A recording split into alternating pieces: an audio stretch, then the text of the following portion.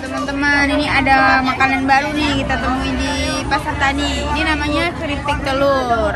Kita udah nyobain. Tinggal gini belinya. Rasanya ya ada rasa telurnya dan rapuh banget. Nah, kerupuk telur ini produksi dari Dapur Nafa. Ini ownernya. Ya, Kak siapa namanya Kak? Ownernya.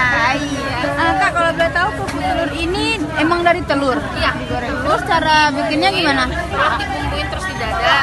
Oh, didadar dulu. Dipotong kecil-kecil, baru digoreng lagi pakai adonan tepung lagi. Oh, emang dari Tepungnya juga dibumbuin lagi. Oh, berarti telur yang didadar itu dipotong-potong tipis-tipis, Iya. terus dibumbuin lagi gimana ya? Ini non MSG, nggak pakai Oh ya, dan teman-teman ini nggak pakai pengawet dan nggak pakai penyedap.